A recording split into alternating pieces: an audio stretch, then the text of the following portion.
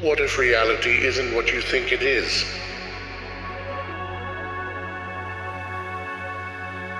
Now picture this.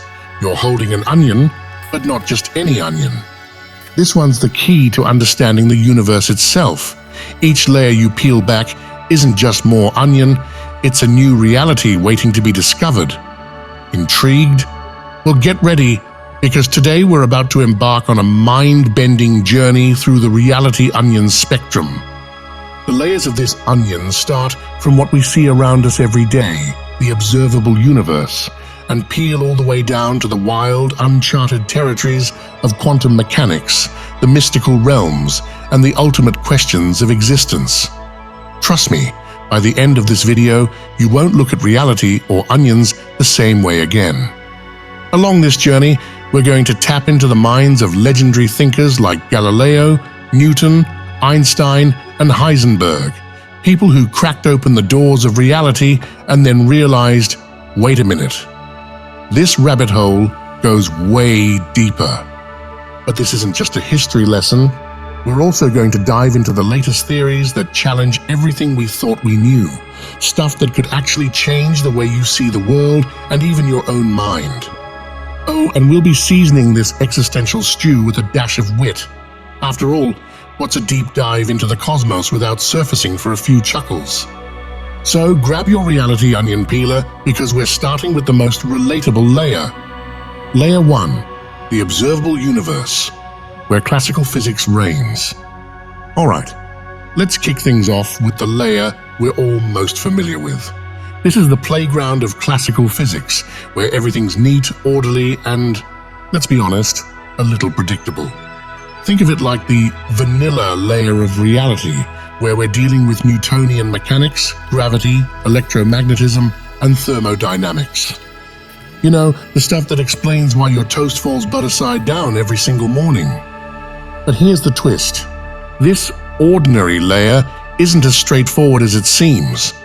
Just below the surface, cracks are forming, chaos is lurking, and quantum mechanics is ready to mess with everything you thought you knew. So, what makes this layer so special? Let's zoom out and picture the cosmos. The stars and planets, galaxies swirling in majestic, predictable patterns. Classical physics gives us the math to understand why planets orbit stars, how rockets can escape Earth's gravity, and why you feel heavier after Thanksgiving dinner, thanks to gravity, not just the pie. Galileo, Isaac Newton, James Clerk Maxwell, these were the original reality explorers. Galileo took a telescope, pointed it at the stars, and said, "Wait, those don't look like perfect little dots after all." Newton was like, "Hold my apple, I'm going to write the laws of motion and gravity." And he did, giving us the physics to launch rockets and throw baseballs. Then came Maxwell, who rolled up his sleeves and connected electricity and magnetism. This guy didn't just invent equations, he pretty much invented everything that makes your Wi-Fi, TV, and microwave work. The next time you zap a Hot Pocket, thank Maxwell. But here's where things get a little weird. Classical physics assumes everything is predictable. You throw a ball, it follows a perfect arc, hits the ground exactly where the equations say it will. It's like knowing where every piece of your IKEA furniture should fit. Except that, as we'll soon see, reality is a bit more complicated than a well-organized instruction manual. Now, before you get too comfortable in this orderly world, here comes chaos theory. Classical physics might tell you how planets move like clockwork, but chaos theory steps in to say, well, actually, a butterfly flapping its wings in Brazil could totally mess up the weather in Texas. Suddenly, even the most predictable systems are at the mercy of tiny random events. Good luck predicting the future now, right? And just when you think you've got it all figured out, the next layer of the reality onion hits you like a quantum brick. Classical physics meets its match when we step into the strange and mind-boggling world of the quantum realm, where nothing is quite what it seems, and particles like to play hide and seek. But before we leave this layer, let's appreciate the elegance of classical physics. From the motion of the planets to the spin of a fidget spinner, classical physics gave us the tools to begin unraveling reality. Little did we know, we were just scratching the surface. Layer 2, the quantum realm, where the bizarre becomes commonplace. Brace yourself, for we're about to enter the quantum realm, a domain where the rules of classical physics are turned upside down. In a dizzying display of wave-particle duality, particles behave like waves, and waves behave like particles. The very act of observation shapes reality, collapsing the wave function and forcing particles to choose their identities. The story of the quantum realm begins at the turn of the 20th century with perplexing discoveries that defied classical physics. The photoelectric effect, discovered by Heinrich Hertz and explained by Albert Einstein, revealed light's strange dual nature. Only by treating light as a stream of particles, each carrying a discrete amount of energy, could we explain this strange behavior. But the weirdness was just beginning. In the 1920s, Louis de Broglie proposed that matter too could exhibit wave-like properties. The famous double-slit experiment soon confirmed his bold hypothesis. This wave-particle duality challenged our very notions of what it means to be a particle or a wave. As quantum theory developed, it became clear that the behavior of particles in the quantum realm was inherently probabilistic. Heisenberg's uncertainty principle shows that the more precisely we know a particle's position, the less certain we can be about its momentum. But perhaps the most mind-bending concept of the quantum realm is entanglement, where two particles remain connected even across vast distances. A measurement on one instantaneously affects the state of the other. Einstein famously called it spooky action at a distance. Experiments have confirmed this phenomenon, laying the groundwork for quantum computing, which could revolutionize how we process information. As we delve deeper into the quantum realm, we encounter quantum field theory, which merges quantum mechanics with special relativity. This theory views particles as excitations of underlying fields that pervade all of space. For example, the Higgs field gives particles mass, while the electromagnetic field facilitates interactions between charged particles. But the quantum realm isn't just theoretical. It powers the semiconductors in our smartphones, the lasers in our medical devices, and the high-speed internet we rely on every day. As we contemplate the quantum realm, philosophical questions emerge about the role of the observer in shaping reality.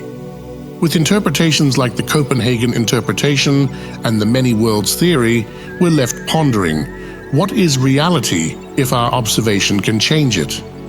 The quantum realm has shattered our classical notions of what's possible.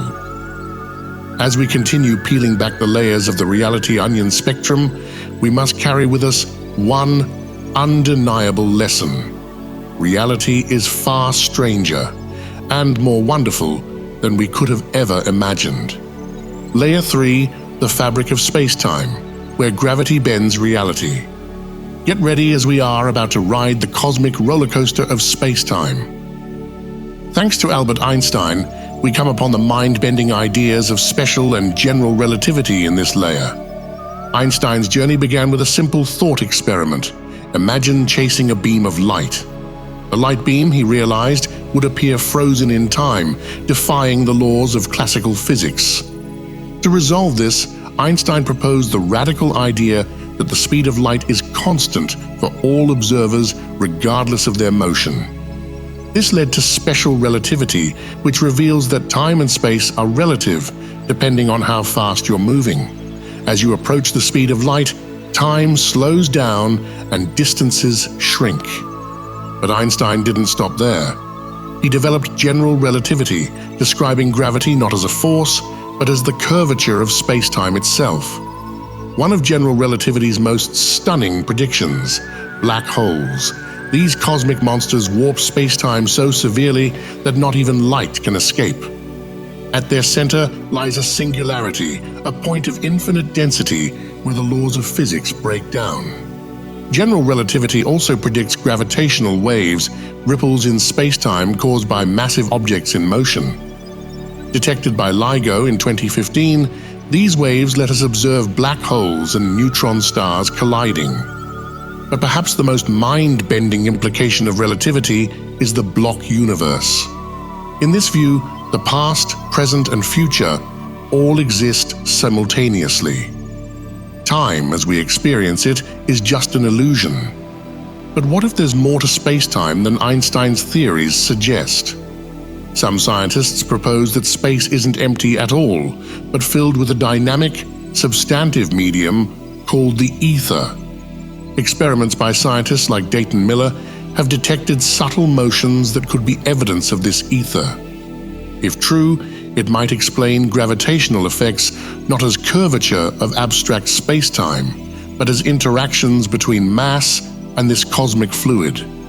As we grapple with relativity, we must ask, if the future already exists, do we really have free will?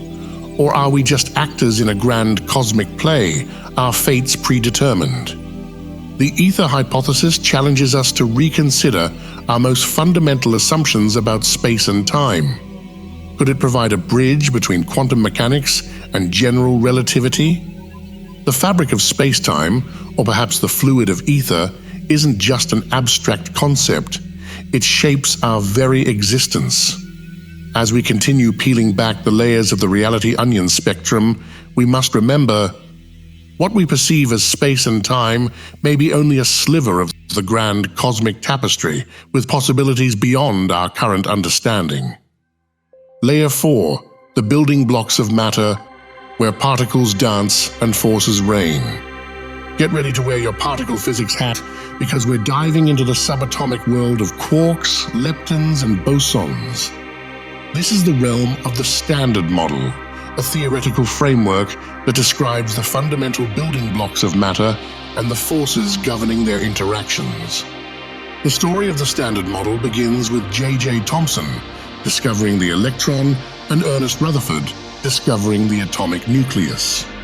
These discoveries, combined with the power of particle accelerators, open the door to a hidden world of subatomic particles.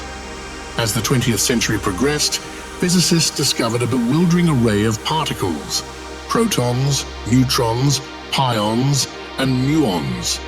Physicists classified them into two categories: hadrons, composed of quarks, and leptons, which include the electron and its heavier cousins. Let's talk about quarks, the smallest building blocks of the universe that you've probably never heard of.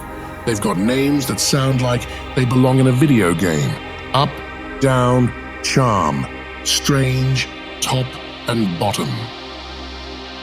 Yep, physicists got creative. Here's the thing though, quarks are never found alone. They're like introverts at a party who always stick together in groups. Enter gluons, the literal cosmic glue that keeps them bonded tighter than your last group chat. These quarks combine to form protons and neutrons, which are at the core of every atom. And the gluons? Think of them like matchmakers. They make sure quarks are always in a relationship. Now about this strong force, it's the ultimate cosmic bodyguard, and nothing breaks its grip. It's so powerful that it holds the entire atomic nucleus together, even though those protons are all trying to fly apart like repelling magnets at a family reunion. But hold up, the strong force isn't working alone. It's got buddies. The electromagnetic force led by the photon and responsible for interactions between charged particles. Then there's the weak nuclear force, which might sound like it doesn't do much, but it's responsible for powering stars, including the sun. It's like the secret source that keeps the universe's energy flowing, all thanks to WW and Z bosons. And then there's the elusive Higgs boson, theorized in the 1960s and discovered in 2012. The Higgs boson is linked to the Higgs field, an invisible field that gives particles their mass. Without the Higgs, the Standard Model would be incomplete, and the universe would be a very different place. But the Standard Model has some gaps bigger than a black hole's appetite. Dark matter? It's playing hide and seek. The matter-antimatter imbalance? A cosmic accounting error. Some brainy folks think this model is just the tip of the quantum iceberg, with wild theories like string theory or supersymmetry lurking beneath. Maybe the universe has a sense of humor after all. For now, though, the Standard Model remains our best description of the subatomic world, a dazzling, complex dance of quarks, leptons, and forces that shape the universe around us. Layer 5.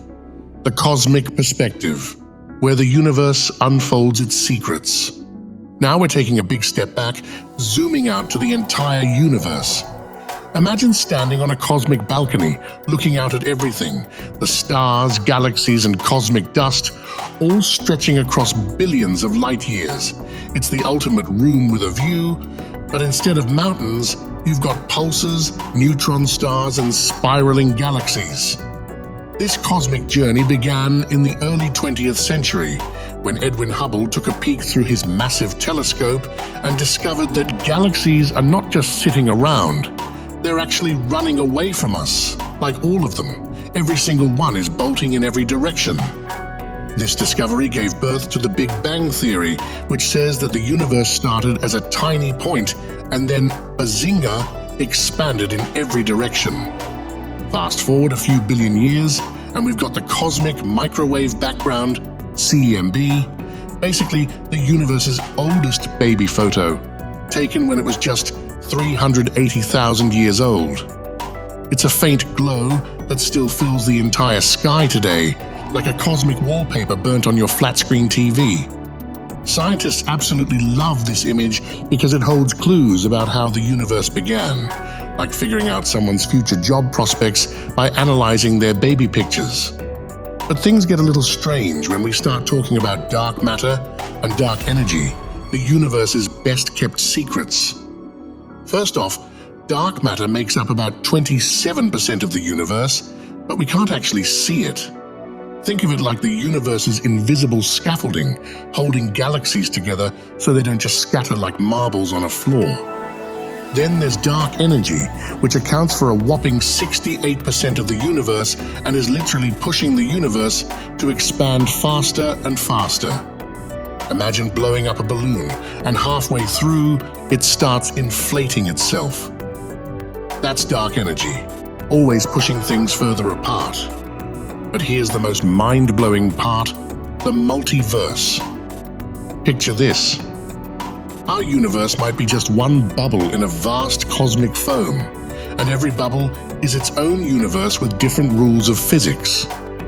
Maybe in another universe you have superpowers, or pizza was never invented. The idea of a multiverse raises all sorts of wild possibilities. In one universe, gravity might be 10 times stronger, while in another, cats could rule the world, but we're probably living in that one already. In this onion layer, it's clear that the universe is a vast, mysterious place, filled with wonders we're just beginning to understand. From dark matter to multiverses, we've only scratched the surface of what's out there. But if there's one thing we know for sure, it's that the cosmos is a playground of possibilities, and there's always more to explore. So grab another handful of popcorn, because this cosmic ride is far from over. And hey, if you're enjoying this mind-bending journey through reality's layers as much as those buttery puffed corn kernels, why not smash that like button and subscribe? It's like adding rocket fuel to our onion-peeling spaceship. Let's keep this cosmic adventure rolling. Layer 6, the nature of mind, where consciousness takes center stage. All right, we've tackled particles, forces, and galaxies. Now let's take a deep breath and dive into one of the biggest, most mysterious questions of all. Consciousness. Yep, we're talking about the nature of mind, where the scientific meets the subjective, and nobody knows if your thoughts are really yours or just the universe experiencing itself through you. At the heart of this layer is the concept of emergence. The idea that consciousness might come from the brain's complex web of neurons and synapses, kind of like how 1,000,000 Lego bricks suddenly become the Death Star when you put them together just right. But here's where things get tricky. Even though neuroscience has made huge strides in understanding how the brain works, one massive question remains. How on earth does subjective experience happen? I mean, how do electrical impulses and brain chemicals translate into the feeling of joy, the color red, or the taste of pizza? This is what philosopher David Chalmers calls the hard problem of consciousness, and it's like the Rubik's Cube of brain science. Now, subjective experiences are called qualia. You know, that personal inner world only you can feel. Your own blackness of black, the crunch of a potato chip, or that mini heart attack when you don't feel your phone in your pocket. Qualia is the essence of being conscious, and yet trying to explain it to someone else is like trying to describe snow to someone who's always lived in the desert. And just when you think it couldn't get weirder, along comes Stuart Hameroff, an anesthesiologist who, along with physicist Roger Penrose, says consciousness might not even be tied to biology. Yep, you heard that right. They propose that consciousness could arise from quantum processes happening inside your brain's microtubules, tiny structures. With their theory, called OR, suggests that consciousness might be linked to the fundamental laws of quantum mechanics, putting the mind in the same category as the universe's tiniest particles. Basically, the brain could be more like a time crystal than a quantum computer. Hameroff even takes it a step further, arguing that consciousness might not have started with life. It could have existed long before, embedded in the fabric of the universe itself. Yeah, he's saying consciousness might have come before life. He and other quantum consciousness thinkers argue that consciousness could be fundamental to the universe itself, kind of like gravity or time. In other words, consciousness might be baked into the very laws of physics. If that's true, it would mean that every particle, every bit of matter, has some kind of consciousness, even if it's just a tiny flicker. Basically, your coffee mug might have more going on than you thought. Philosophers are pretty divided on this one. On one side, you've got people like Thomas Nagel, who defines consciousness as the state of having conscious mental states, something so special, so unique, we'll never truly understand it. Kind of like why cats act so aloof. It's just a mystery. On the other hand, there's Daniel Dennett, who's like, chill out, it's not that deep. He believes that consciousness is an intellectual illusion. It's just the brain doing what the brain does, processing information. Qualia? Nah, it's not as mysterious as we think. And we can't forget about artificial intelligence. Sure, we've got chess-playing computers and language models like ChatGPT, but could machines ever become truly conscious? Or are they just really good at faking it, like that one friend who always pretends to understand your obscure movie references? It's like the Chinese room thought experiment by philosopher John Searle. Just because a computer can give correct answers, does that mean it truly gets what's going on? Or it's just a very sophisticated parrot with a dictionary? And then there's the big question of free will. Do we really have it? Or are we just complex biological puppets, dancing to the tune of our microbiome, like when you suddenly crave pickles at midnight? Is it really your decision? Or are the trillions of bacteria in your gut staging a rebellion and hijacking your nervous system? Fast forward to today, and neuroscience is making things even more complicated. But here's the good news. As we study the brain more deeply, we're learning that it's incredibly adaptable. Through neuroplasticity, the brain can rewire itself, learning, healing, and evolving in response to experiences. So maybe, just maybe, we have a bit more control than we think. And that brings us to the self, who we think we are. Neuroscience suggests that our sense of self isn't this fixed, unchangeable thing. Instead, it's more like a constellation of thoughts, feelings, and memories constantly shifting, held together by the story we tell ourselves. As we then lift this layer of the reality onion spectrum, we come to see that awareness is both mysterious and majestic. After all, if consciousness is anything, It's the one mystery we get to live through every single day. Layer 7, the evolving self, where meaning takes shape. Get ready to jump into the evolving self, where your identity is shaped, stretched, and occasionally turned upside down. This is the layer where we construct, alter, and reimagine meaning as we develop, mature, and discover our purpose in life. At the heart of this layer is Suzanne Cook-Greuter, a trailblazer in ego development theory.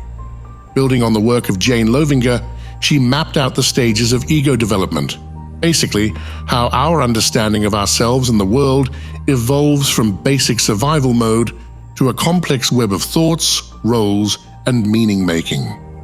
These stages range from the pre-conventional, where your physical needs and desires pretty much run the show, to the conventional, where you start navigating society's roles and expectations.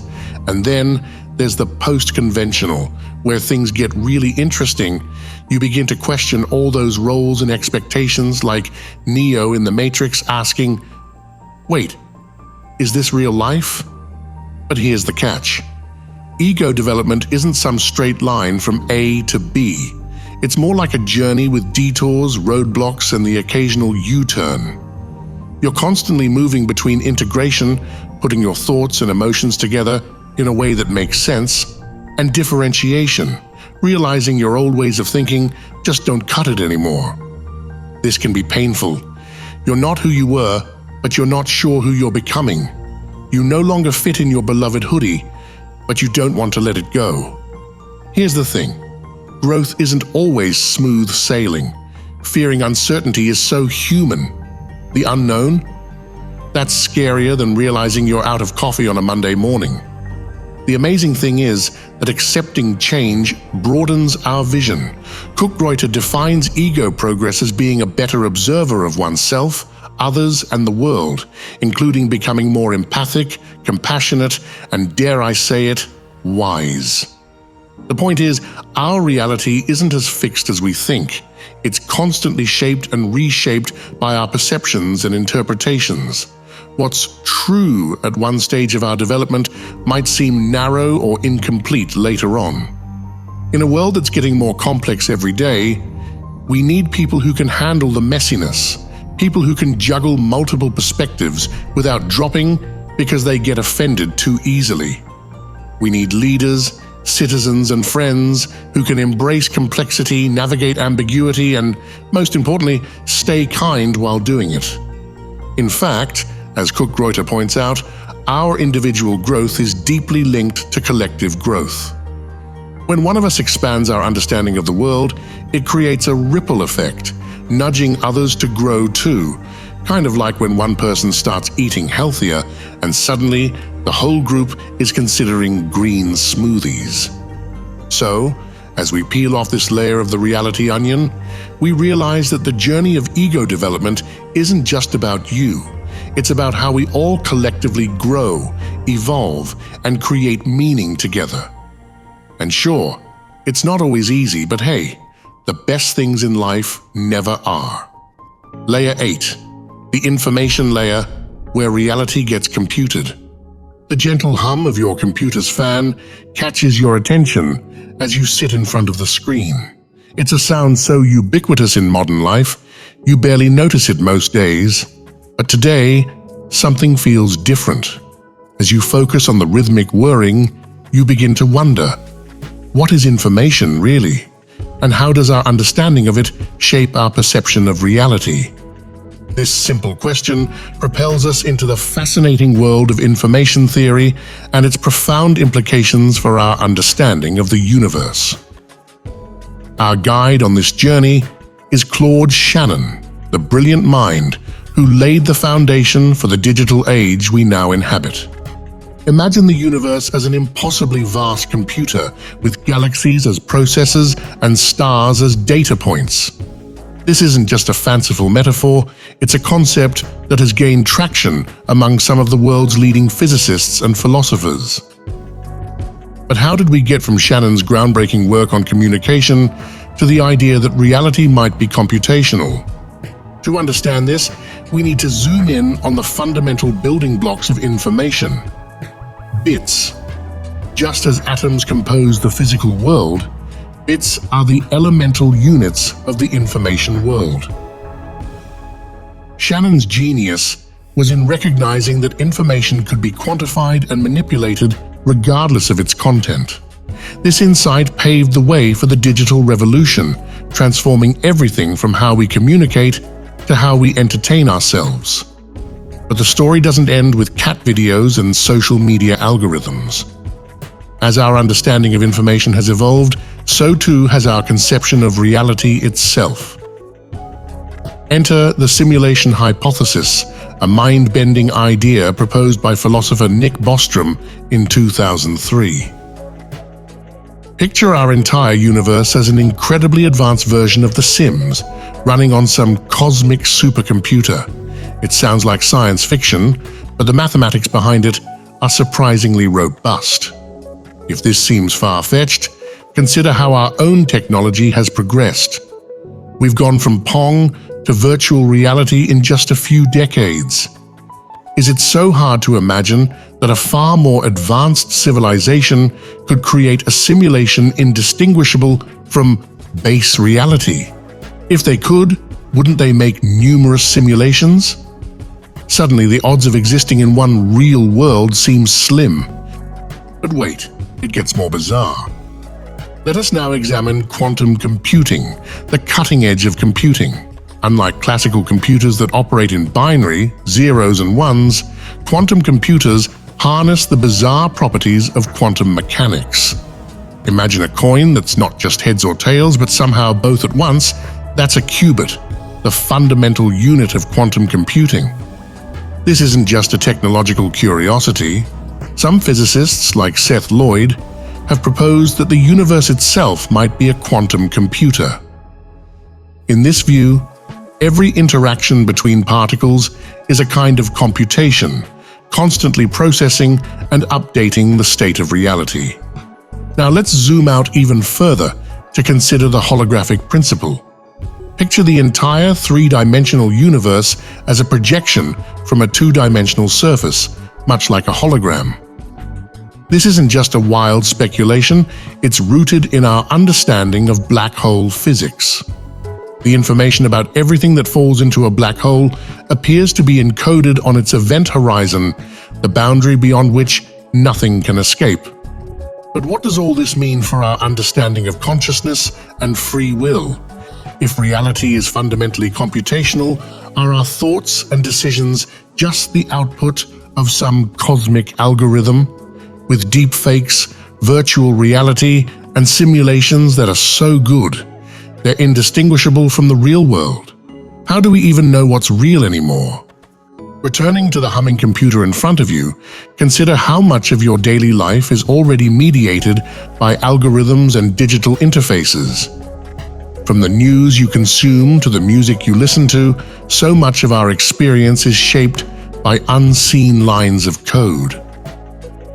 In a very real sense, we're already living in a partially simulated reality. In that simple humming sound lies a gateway to exploring the very fabric of reality itself. A reality that may be a constantly evolving computation, where information drives everything, from the smallest particles to the largest galaxies. Layer 9, the philosophical mantle, where meaning and existence collide. We've reached the penultimate layer of the reality onion spectrum, and this one's a real mind-bender. This is where we stop exploring particles and galaxies and start tackling the big questions. What does it mean to exist? How do we know what's real? And how much of reality is shaped by invisible rules society made up when no one was looking? You see, this layer is home to ontology, which explores what it means for something to exist, and epistemology, which digs into how we come to know what exists. And here's the kicker. Reality isn't just about atoms and planets. A lot of it comes from social constructs and rules we all agree on. These are things like gender, race, and class. They're not physically real in the sense that you can't hold them in your hand, but they shape the way we experience life. Let's start with biological sex. In simple terms, biological sex is classified in a binary way, male or female, based on physical attributes like chromosomes, hormone levels, and reproductive anatomy. Typically, this works like this. Male, usually possessing XY chromosomes and male reproductive anatomy. Female, usually possessing XX chromosomes and female reproductive anatomy. This binary classification is rooted in biology and widely accepted. But biology isn't always perfect. There are a slim minority of intersex individuals, people whose physical characteristics don't fit neatly into these two categories. Some may have a mix of traits like an XXY chromosome pattern or variations in reproductive anatomy. This complexity in biological sex reveals that even nature itself doesn't always follow strict binary rules. And when it comes to gender, things really get peculiar. While biological sex is based on physical characteristics, gender is shaped by society and culture. It's a fluid spectrum influenced by roles, behaviors, and expectations society assigns to people based on their perception. What's important to remember here is that gender identity, how someone feels about their gender, isn't the same as gender expression, how they present that identity to the world. Yet they are both conceptual constructs. So, while biology lays the groundwork, society takes it in all kinds of different directions, creating norms and roles that may not align with how people actually see themselves. That's where social constructs come into play. They're ideas that exist because we agree on them. Despite societal progress, a significant level of ignorance persists regarding the distinction between biological sex and gender identity, contributing to the high rates of mental health issues and suicides among transgender individuals. Now let's talk about race. Unlike sex and gender, race doesn't even pretend to have a biological foundation. Science tells us that the genetic differences between people of different races are minuscule. There's more variation within so-called racial groups than between them. So why does race feel so real in our everyday lives? Because like gender, race is a social construct. But here's the kicker. Even though race isn't biologically real, it's socially very real. It shapes societies, determines who gets what opportunities, and has been the basis for systems of power and oppression. So while race may not exist in our genes, it absolutely exists in our laws, economies, and interactions. This is where ontology, the study of what's real, gets challenging. Something can be socially constructed like race or gender and still have very real effects on people's lives. It's not real like a tree or a mountain, but it's real because we've built our society around it. So how do we know any of this? That's where epistemology comes in. It's all about understanding how we know what we know. The thing is, a lot of what we know isn't based on objective truths, but on shared assumptions that society has built up over time. For decades, society knew that males were born leaders and women were caregivers. Cultural narrative, not biology. Race was previously considered a biological truth to legitimize segregation and colonialism, even though it has no genetic foundation. History, politics, and power have molded our knowledge of these things, not reality. Now let's zoom in on language, because it's the glue that holds all of these constructs together. The words we use to describe things don't just reflect reality, they create it. Think about it. Money is just fancy paper or digital numbers, but because we all agreed it's valuable, suddenly it has the power to build skyscrapers, buy islands, and, most importantly, fund pizza parties. When we use labels like man, woman, rich, or poor, we're not just describing people, we're shaping how they fit into the social world. Words give power to ideas that might otherwise be abstract, making them feel real. In fact, the reality of social constructs is how they shape our day-to-day lives, the opportunities we're given, and even our sense of self. They're as real as anything else, even though they started as ideas in our minds. But here's the tricky part. If the way we understand the world is shaped by language, how do we break free of the limitations language imposes? Can we even understand the world without relying on the categories and labels that language creates? So, what does all this mean for how we understand reality? At its core, this layer reveals something profound. Most of what we take as real is actually socially constructed, and what we can construct, we can also reconstruct. So, as we finish peeling back this layer of the reality onion spectrum, we gear up for the final layer, where science and mysticism come together in an epic crossover event. It's possible that the lines between what we can measure and what we can only experience are not as clear as we thought. Layer 10, the unifying essence, where reality gets mystical. Welcome to the last, deepest layer of the reality onion spectrum. Imagine peeling back the last juicy layer of the universe's most complex onion, and what you find isn't more particles or even more forces. What you find is everything and nothing at the same time. Quantum coherence taught us that reality isn't made of separate, solid parts moving through space and time. Instead, particles can influence each other no matter how far apart they are, thanks to quantum entanglement, once called spooky action at a distance. It's not spooky anymore, though, it's consciousness. This concept isn't just a modern revelation.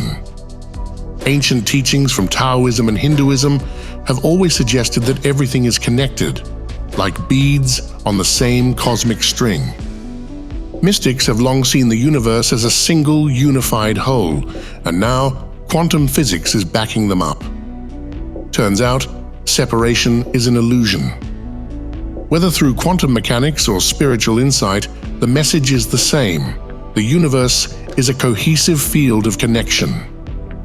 The interconnectedness you feel during meditation, or that sense of unity some people experience on psychedelics, guess what? Science is starting to back it up. You and the universe are one giant cosmic dance, and no, you can't sit this one out. Let's get into string theory, where the universe itself is made up of tiny, vibrating strings of energy. Everything, from the smallest particle to the largest galaxy, is just a different vibration of these cosmic strings. It's like the universe is playing its own epic soundtrack, and each vibration creates a new part of reality.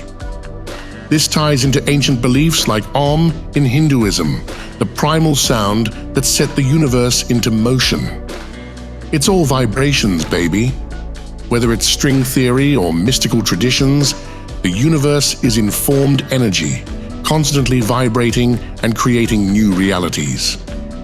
Now let's peel back the illusion even further. Welcome to the holographic universe, where reality is more like a projection than a solid structure. As physicist David Bohm and others have suggested, the world isn't a set of separate objects moving through passive space. Instead, everything we see might be a holographic projection, a 3D illusion projected from information stored on a 2D surface. So, what we call material reality is really just informed energy, a dance of vibrations and information. As physicist Ervin Laszlo puts it, information is the core dynamic impulse of the universe. It's what makes the universe a structured whole rather than a random swirl of gases. Now take a breath, because reality's dimensions are about to expand. Hyperdimensionality suggests that the universe might have more than the familiar 3 dimensions and time, if you're counting. In this view, consciousness isn't just stuck in the 3rd dimension. It's like cosmic Wi-Fi, downloading information from realms we can't usually see, expanding our perception of reality. Now let's zoom in on fractals, nature's favorite design trick. Whether it's tree branches, lightning bolts, or spiral galaxies, fractals are self-similar patterns that repeat on every scale. In mystical experiences or psychedelic states, people often see these patterns, as if the universe is revealing its blueprint. And these fractals aren't just pretty.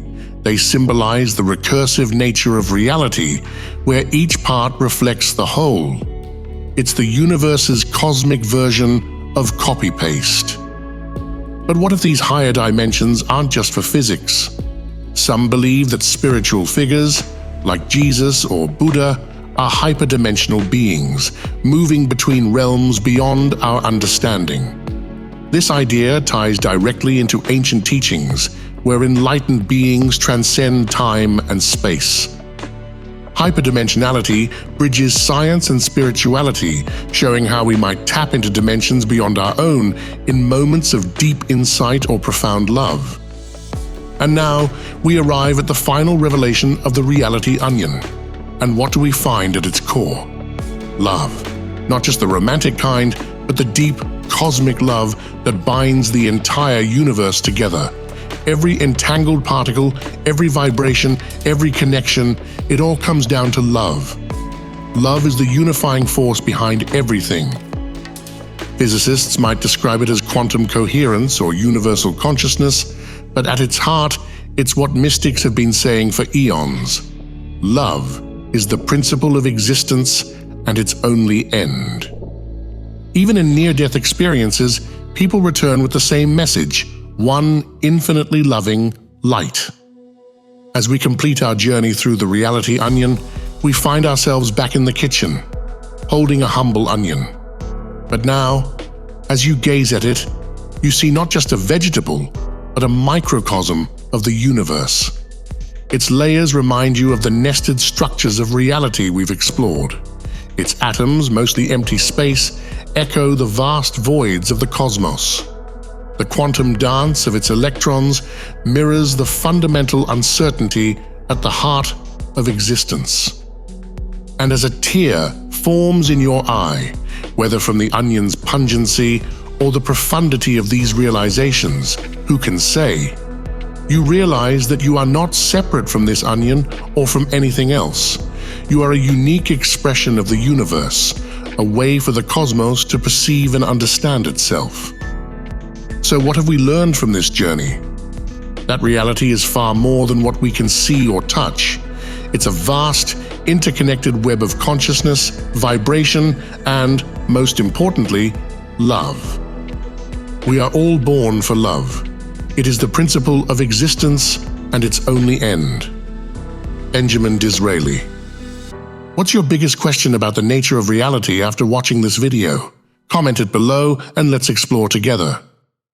Remember to smash the like button, subscribe, and share this video with who you know would like exploring the mysteries of the universe with us.